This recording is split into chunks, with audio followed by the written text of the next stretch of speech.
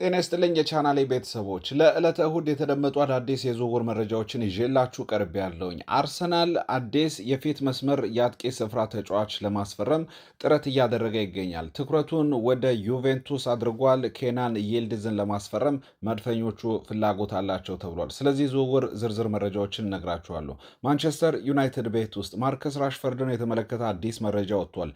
ራሽፎርድን ለማስፈረም የቱርክ ክለቦች ፍላጎት አሳይተዋል ተብሏል። እንደምናስታውሰው የቱርክ ክለቦች እነ ሞሳላን፣ አንድሬ ኦናናን የመሳሰሉ ተጫዋቾችን እያስፈረሙ ይገኛሉና አሁን ደግሞ ትኩረታቸውን ማርከስ ራሽፎርድ ላይ ማድረጋቸውን የተመለከተ መረጃ ወጥቷል። የቼልሲውን ተጫዋች ኢንዞ ፈርናንዴዝን በተመለከተ ማንቸስተር ሲቲ ጋር የተያያዘ አዲስ ዜናም ወጥቷል። አርሰናል ቤት ውስጥ አዲስ መረጃ እየወጣ ይገኛል። መድፈኞቹ ብራድሊ ባርኮላን የፒኤስጂውን ተጫዋች ለማስፈረም ፍላጎት አላቸው ተብሏል። ከዚህ ጋር የተያያዘ አዲስ መረጃ ወጥቷል። እንደምናስታውሰው አርሰናል በዚህ የዝውውር ገበያ ላይ አዳዲስ ተጫዋቾችን ለማስፈረም ከፍተኛ ጥረት እያደረገ ይገኛል። አሁን ላይ የወጡ አዳዲስ መረጃዎችን ወደ እናንተ አደርሳለሁኝ። ለዚህ የዩቱብ ገጽ አዲስ የሆናችሁ ላይክ በማድረግ መረጃዎችን ማድመጥ እንድትጀምሩ በአክብሮት ጋብዛለሁ። የእናንተ ላይክ ለእኛ እጅግ ወሳኝ ነው።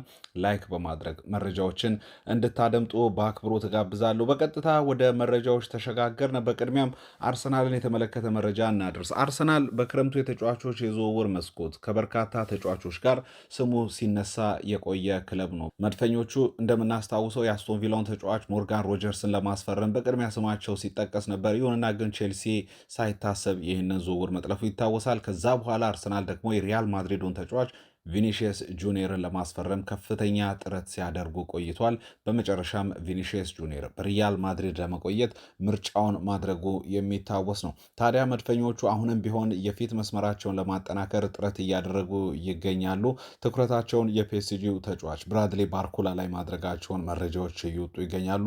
በእርግጥ ብራድሊ ባርኮላ ወደ ሊቨርፑል ለማምራት ከጫፍ እንደደረሰ መረጃዎች እየጠቆሙ ቢገኝም አሁን ላይ ግን ተፎካካሪ ክለቦች መብዛታቸውን ተከትሎ ፒኤስጂ ይህንን ዝውውር ሊያዘገየው እንደሚችል መረጃዎች እየወጡ ይገኛሉ። ይህንን ተጫዋች ማስፈረም የሚፈልግ የትኛውም ክለብ ለተጫዋቹ 145 ሚሊዮን ፓውንድ መክፈል እንዳለበት ፒኤስጂ ዋጋ መለጠፉ ይታወቃል። ይሁንና ግን ሊቨርፑል ከዚህ ባነሰ ዋጋ እስከ 100 ሚሊዮን ፓውንድ ለመጨረስ ጥረቶችን እያደረገ ይገኛል። አርሰናልም በዚህ ዝውውር ሂደት ላይ አሁን ላይ ጣልቃ መግባቱ እየተዘገበ ይገኛል። ብራድሊ ባርኮላ እጅግ ተሰጥኦ ካላቸው በአውሮፓ ውስጥ በዚህ ሰዓት ከምንመለከታቸው ተጫዋች መካከል አንደኛው ነው። ከፒኤስጂ ጋር የፍሬንች ሊግ እንዲሁም ሌሎች ዋንጫዎችን አሳክቷል። ቻምፒየንስ ሊግንም ጭምር ያሳካ ነው። በዓለም ዋንጫ ላይ ከፈረንሳይ ብሔራዊ ቡድን ጋርም ጥሩ ጊዜን ያሳለፈ ተጫዋች እንደነበር እናስታውሳለን።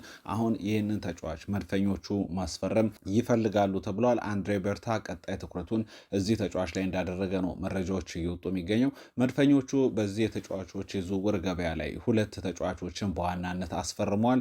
እንደምናስታውሰው የኒውካስትል ዩናይትድ የአማካይ ስፍራ ተጫዋቹ ብራዚላዊያን ተጫዋች ብሩኖ ጊማሬሽን አርሰናሎች አስፈርመውታል። ይህ ልምድ ያለው እጅግ በጣም የተመሰከረለት አማካይ ክፍል ላይ ምርጥ ብቃትን ካሳዩ ተጫዋቾች መካከል አንደኛው ብሩኖ ጊማሬሽ እንደሆነ ይታወሳል። በኒውካስትል ዩናይትድ ቤት ውስጥ እጅግ ስኬታማ ጊዜ የነበረውን ይህንን ተጫዋች መድፈኞቹ ማስፈረማቸው ይታወቃል። ከዛ ውጭ የግሪካዊውን ተጫዋች ከክለብ ብሩዥ ክሪስቶስ ዞሊስንም አርሰናሎች አስፈርመውታል።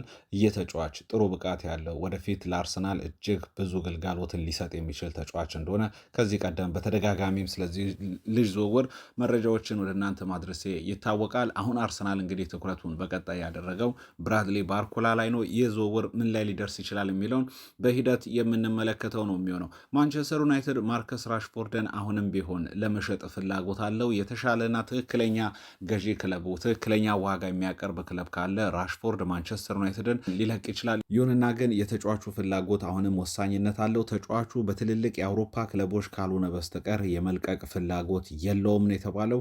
ማንቸስተር ዩናይትድ ግን ይህንን ተጫዋች ከፍተኛ ዋጋ የሚያቀርብለት ክለብ ካለ የመሸጥ ፍላጎት አለው ተብሏል። አሁን ፈላጊ ሆኖ የመጣው የቱርኩ ክለብ ትራብዞን ስፖር ነው። ትራብዞን ስፖር እንደምናስታውሰው በቅርቡ ከሊቨርፑል ጋር የተለያየውን ሞሳላን ማስፈረማቸው የሚታወስ ነው። ይህ ቡድን ከዚህ ቀደም ከማንቸስተር ዩናይትድ አንድሬ ኦናናን በውሰት ማስፈረማቸው የሚታወስ ነው። አሁን ደግሞ በድጋሚ ማርከስ ራሽፎርድን ለማስፈረም ፍላጎት አላቸው ተብሏል።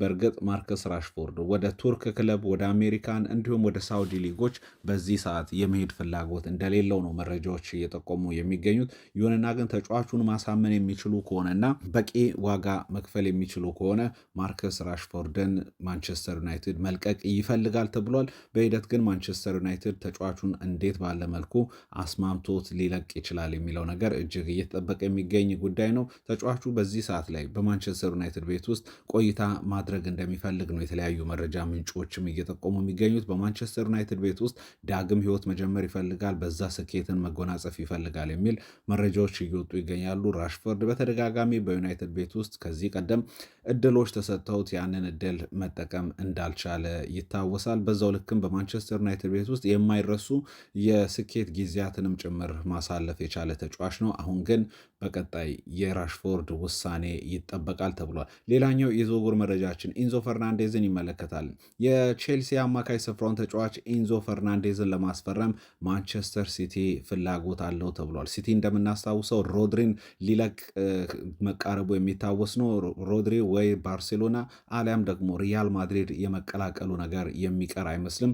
ማንቸስተር ሲቲን እንደሚለቅ ግን በእርግጠኝነት መናገር ይቻላል። አሁን ታዲያ በቀጣይ ማንቸስተር ሲቲዎች የአማካይ ስፍራውን መተካት ይፈልጋሉ ተብሏል። ትኩረታቸውን ኢንዞ ፈርናንዴዝ ላይ ማድረጋቸውን የተመለከተ መረጃ ወጥቷል። ኢንዞ ፈርናንዴዝ ከዚህ ቀደም ከኢንዞ ማሬስካ ጋር አብሮ በቼልሲ ቤት ውስጥ መስራት ችሏል።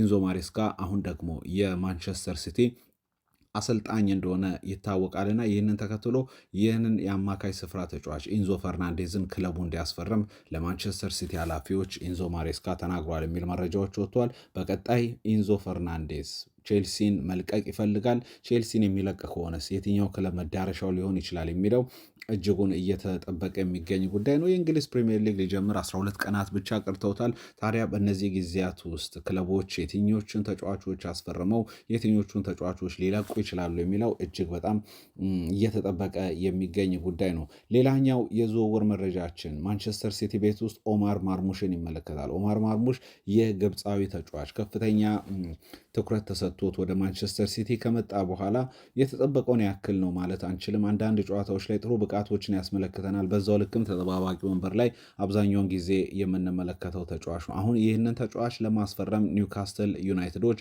ፍላጎት አላቸው ተብሏል። ኒውካስትል ዩናይትድ እንደምናስታውሰው የክንፍ መስመር ተጫዋቹ አንቶኒ ጎርደንን ወደ ባርሴሎና መልቀቃቸው የሚታወስ ነው። አሁን ታዲያ የእሱን ቦታ ለመተካት ትኩረት ያደረጉት ኦማር ማርሙሽ ላይ እንደሆነ ነው መረጃዎች እየወጡ የሚገኙት። ኦማር ማርሙሽ በእርግጥ ጥሩ ብቃት ያለው ተጫዋች ነው። በወጥነት መጫወት የሚችል ከሆነ እጅግ በጣም አስደናቂ ብቃት እንዳለው ከዚህ ቀደም በቡንደስሊጋ ተመልክተናል። አሁን ደግሞ ይህንን ተጫዋች ለማስፈረም ኒውካስትል ዩናይትዶች ፍላጎት አላቸው ተብሏል። ሌላኛው የዝውውር መረጃ ክርስቲያን ሮሜሮን ይመለከታል። የቶተናሙን የተከላካይ ስፍራ ተጫዋች ክርስቲያን ሮሜሮን ለማስፈረም መድፈኞቹ አርሰናሎች ፍላጎት አላቸው ተብሏል።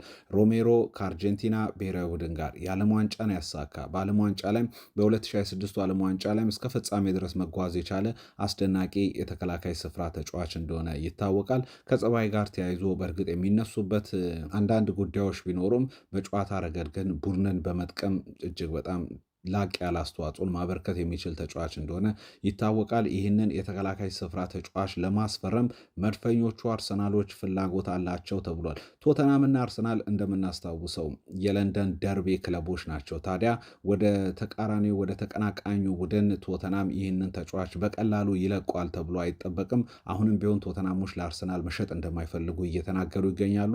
ተጫዋቹ ግን ወደ ቶተናም ወደ አርሰናል ማምራት ይፈልጋል። በቀጣይ በምን አይነት መንገድ ይህ ዝውውር ሊጠናቀቅ ይችላል የሚለው እጅጉን የሚጠበቅ ነው። አርሰናሎች የተጫዋቹ ዋነኛ ፈላጊ ሆነው ቀርቧል። እንደምናስታውሰው የአርሰናል የተከላካይ ስፍራ ተጫዋች ዊሊያም ሳሊባ መጎዳቱ የሚታወስ ነው። መድፈኞቹ ይህንን ክፍተት ከወዲሁ መቅረፍ ይፈልጋሉ።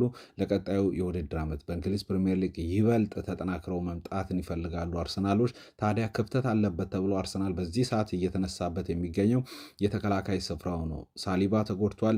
የሳሊባ ቦታ ላይ ማን ነው በቀጣይ የጋብሪኤል ማጋሌሽ አጣማሪ ሊሆን የሚችለው ተብሎ እየተጠበቀ ይገኛል። ታዲያ ትኩረታቸውን ሮሜሮ ላይ እንዳደረጉ መረጃዎች ወጥቷል። ሮሜሮ ወደ አርሰናል ቢመጣ እጅግ በጣም አስደናቂ ጥምረት ይመስለኛል። እኔ በግሌ ከጋብሪኤል ማጋሌሽ ጋር ሊያሳዩት የሚችለው ብዬ አስባለሁ። በዚህ ጉዳይ ላይ እንግዲህ በቀጣይ አዳዲስ መረጃዎች ይወጣሉ ተብሎ ይጠበቃል። ውድ ቻናላችን ቤተሰቦች ለሳቱ ያዘጋጇቸው የዝውውር መረጃዎች እኚህን ይመስላሉ። በቀጣይ አዳዲስ መረጃዎችን ይዤ እመለሳለሁ። ለዚህ የዩቲዩብ ገጽ አዲስ የሆናችሁ ላይክ ማድረጋችሁን እንዳዘነጉ፣ ሰብስክራይብ ይደረግ። በያላችሁበት መልካም ጊዜ